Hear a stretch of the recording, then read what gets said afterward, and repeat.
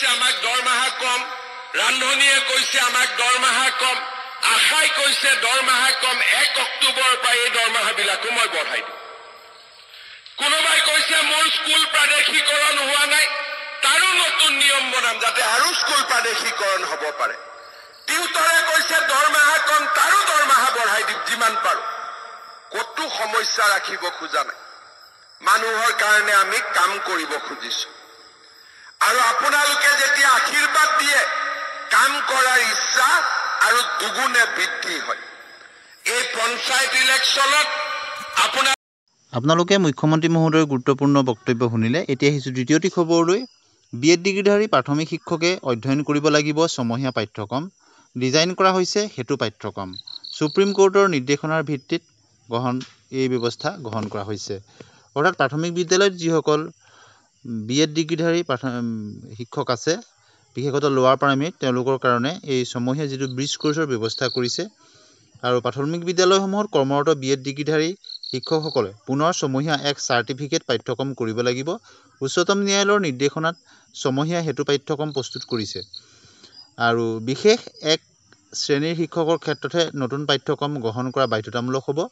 পৰিষদে প্ৰকাশ কৰা এখন জাননীত উল্লেখ কৰা অনুসৰি 2018 বৰ্ষৰ 28 জুনত প্ৰকাশ কৰা জাননী অনুসৰি নিযুক্তি লাভ কৰা BEd ডিগ্ৰীধাৰী প্ৰাথমিক শিক্ষকসকলে নতুন ছমহীয়া পাঠ্যক্ৰম গ্ৰহণ কৰিব লাগিব।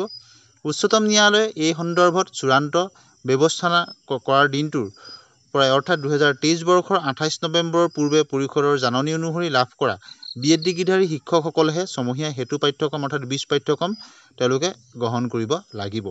ৰাজহুৱা জাননীখনত উল্লেখ কৰা অনুসৰি পৰিষদৰ পৰা ৰাষ্ট্ৰীয় মুক্ত বিদ্যালয় প্ৰতিষ্ঠানসমূহত আবেদন দাখিল কৰিব পাৰিব। আৰু ছমহীয়া পাঠ্যক্ৰমটো সম্পূৰ্ণ কৰিবলৈ শিক্ষকসকলক এবাৰেই সুযোগ তেওঁলোকে লাভ কৰিব।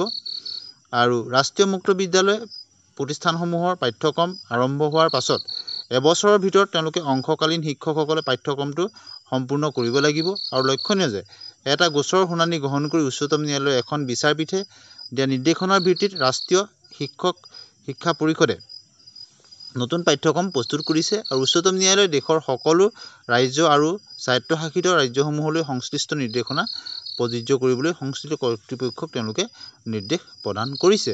গতিকে প্ৰাথমিক বিদ্যালয়ত নিয়োজিত হোৱা এই বিশেষ যিসকল শিক্ষকৰ কথা উল্লেখ কৰিলে, নিম্ন প্ৰাথমিকত বিশেষতঃ BEd ডিগ্ৰীধাৰী তেওঁলোকৰ ক্ষেত্ৰত এই নিয়ম প্ৰযোজ্য হ'ব। আৰু ইয়াৰ কোনসকল শিক্ষকে কৰিব লাগিব আপোনালোকে ইতিমধ্যে বুজি পাইছে। আৰু তেওঁলোকে সেই ছমহীয়া যিটো হেতু পাঠ্যক্ৰম বা ব্ৰিজ কোৰ্চ তেওঁলোকে সম্পন্ন কৰিব লাগিব নিৰ্দিষ্ট সময়সীমাৰ ভিতৰত। আৰু ইয়াৰ কাৰণে NCTয়ে নতুন যি পাঠ্যক্ৰমৰ ব্যৱস্থা কৰিছে। এতিয়া আহিছোঁ অন্য এটা খবৰলৈ। আপোনালোকে গম পাইছে যে অষ্টম দৰমহা আয়োগ সম্পৰ্কত এটা শেহতীয়া খবৰ আহিছে। প্ৰায় 40টাৰো অধিক পোষ্টৰ কাৰণে যি বিজ্ঞাপন প্ৰকাশ কৰিছে, যিসমূহ ডেপুটেশ্যনৰ ভিত্তিত তেওঁলোকে ফিল আপ কৰিব। আৰু অতি শীঘ্ৰে অধ্যক্ষ আৰু সদস্য নিৰ্বাচনৰ ক্ষেত্ৰতো কেন্দ্ৰীয় চৰকাৰে সিদ্ধান্ত লোৱাৰ সম্ভাৱনা আছে। এতিয়া আহিছোঁ যে অসম চৰকাৰৰ শিক্ষা হেতু এপক প্ৰধানমন্ত্ৰীৰ উৎকৰ্ষ বঁটা প্ৰদান নতুন দিল্লীৰ বিজ্ঞান ভৱনৰ অনুষ্ঠানত প্ৰদান কৰা হয়। আৰু শিক্ষা হেতু এপে ৰাজ্যখনলৈ সুনাম কঢ়িয়াই আনিছে। ৰাজ্যৰ শিক্ষা খণ্ডলৈ নতুনত্ব কঢ়িয়াই অনা শিক্ষা হেতুৰ বাবে আজি প্ৰধানমন্ত্ৰী নৰেন্দ্ৰ মোদীয়ে নতুন দিল্লীৰ বিজ্ঞান ভৱনত অনুষ্ঠিত এক অনুষ্ঠানত তেওঁ ৰাজ্য চৰকাৰৰ সমগ্ৰ শিক্ষা অভিযানৰ মিছন ডাইৰেক্টৰৰ হাতত তেওঁ এই বঁটা প্ৰদান কৰে। অৰ্থাৎ শিক্ষা হেতুৱে অসম চৰকাৰলৈ বা অসমলৈ এক সুনাম কঢ়িয়াই আনিলে। এতিয়া আহিছোঁ প্ৰিজাইডিং বিষয়াৰ সামগ্ৰিক সংগ্ৰহৰ ক্ষেত্ৰত তেওঁলোকে কি কি ঘূৰাই দিব লাগিব। তাৰ ভিতৰত উল্লেখনীয় হ'ল ধাতৱ মোহৰটো, ক্ৰছ চিনযুক্ত ৰবৰ ষ্টাম্পসমূহ, ভোটগ্ৰহণ কেন্দ্ৰৰ বিশিষ্ট চিহ্নযুক্ত ৰবৰ ষ্টাম্পটো, ষ্টাম্প পেডসমূহ, পেলনীয়া কাগজ পত্ৰ ৰখা বাকচটো, অমোচনীয় চিয়াঁহী বটলসমূহ, খালী টেমাটো, কেনভাছৰ মোনাসমূহ। এই সম্পৰ্কত প্ৰিজাইডিং বিষয়াৰ ডায়েৰী বা দিনলিপি প্ৰকাশ হৈছে আৰু ট্ৰেইনিংসমূহ সম্পন্ন হৈছে। আপোনালোকে নিশ্চয় বুজি পাইছে। 1 অক্টোবৰৰ পৰা বৃদ্ধি পাব অংগনবাড়ী কৰ্মী সহায়িকাৰ দৰমহা। গতিকে আজিৰ এই ভিডিঅ'টোত এই গুৰুত্বপূৰ্ণ খবৰকেইটা আগবঢ়ালোঁ। ধন্যবাদ।